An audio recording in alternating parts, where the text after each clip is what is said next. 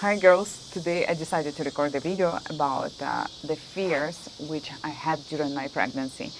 I had lots of them, and at some point I thought that, okay, I need some professional help. It's just because there were lots of stuff in my head.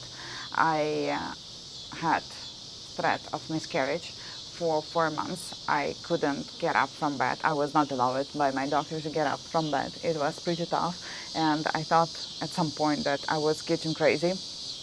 And then only on the fifth month, I felt that I don't have any threats. I don't even feel that I'm pregnant. I only see my belly, which was growing, but I didn't know if my baby is fine or not, because you can go for ultrasound only every 2 weeks, I believe. I used to do those crazy tests, pregnancy tests. Yes, I know it was stupid from my side, but I just wanted to know if I'm still pregnant. And if you don't know, those stripes, they show you if you have a hormone in your body which says if you're pregnant or not. But that hormone always has to multiply every single day. So I was so afraid, and I was like, oh my God, I can't wait for the next ultrasound. So the next fear which I had, I didn't eat enough, or I didn't eat properly, let's say. So I was worried if my girl is healthy or not. And we did that test called NIPT. So it's Down syndrome, trisomy 13 and trisomy 18. Then I went for another test. It was spina bifida, and there were two more those horrible diseases. So for me, I was like so worried that those tests would come back positive. And when they called me and they told me they are all negative, I'm like, oh, thank God.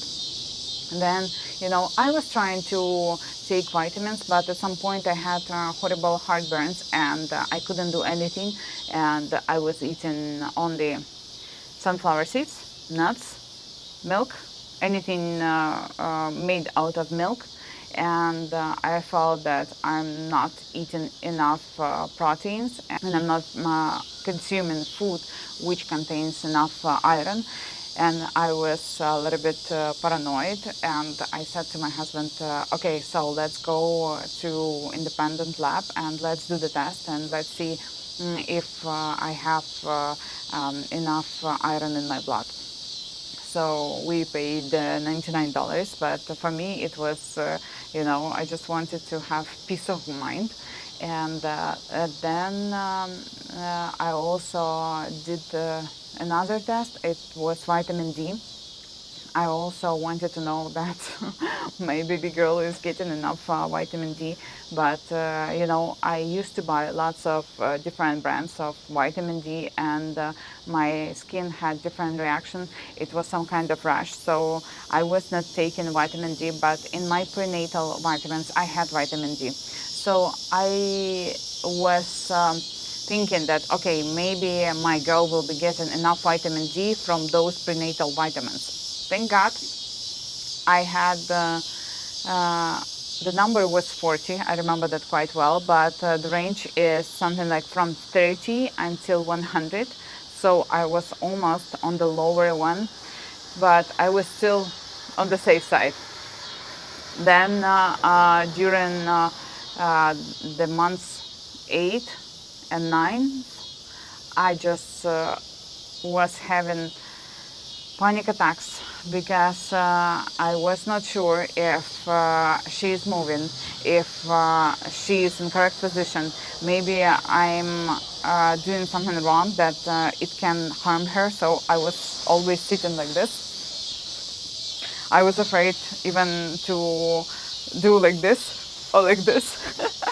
I know it's stupid because some other girls, they were okay, they were doing that. But me, I was so afraid.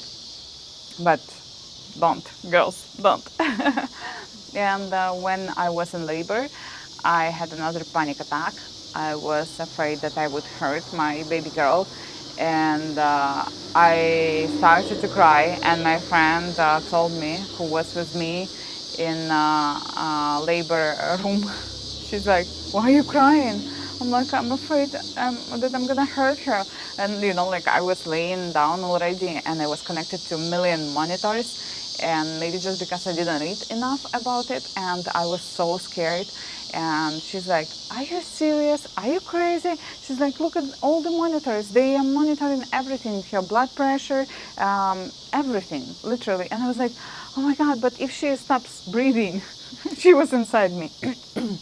And my doctor told me, "I told you many times, she doesn't breathe so far, but as just she will be out, she will start breathing."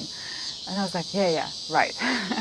And of course, when your baby is born, everybody is afraid of SIDS. And when I was at the hospital, they told me how to swaddle her. They said that when you swaddle a baby, the baby's hands should be high up. So if she's fallen asleep and if this threat of SIDS is approaching anywhere near, so the baby can wake herself up with her hands. I was like, really? And then another fear I had, when I saw this small tiny baby, I was even afraid to hold her. I was even afraid to touch her. I was even afraid to change her diaper. And I remember I called the nurse. I called that red button and I said, "Can you please come and help me to change the diaper?" But of course, I was weak after epidural, but I was afraid to hold her even. And she said, "Don't be afraid." And then another fear I had when I was feeding her, and I thought that I don't have enough milk and my baby would die. And I called the nurse. I said, "Oh my God, she didn't eat for 4 hours and I'm trying to wake her up and she's not eating." And she's like, "Calm down. She's not hungry. If you fed her 4 hours ago, it means she's not hungry." And I'm like, "Are you sure?" They were like, "Listen, you're too paranoid." And then I told her that for me it's very important. I do care about her health, and I was like, I want to make sure that it's okay that she didn't eat for the past 4 hours. Car seat. I was so worried because I've read that kids should stay in a horizontal position, and then when she was in this position like this and the car seat is here, I'm like, "Oh my God, she's gonna hurt her lungs, she will stop breathing." And I'm like, "Come on." Now when I know that, my friends were telling me, they were like, "Victoria, stop panicking," because all the babies were in that position. So it was proven that nobody was hurt. After car seat, we arrived home, and then first hour, second hour was fine, but then I started to panic if I will be able to manage everything by myself with my husband. And we don't have anybody here. We don't have relatives here. We don't have our parents here who would teach us. But I knew that at some point that we would be able to manage, but still inside you feel that you might not. So then I remember it was a very funny situation.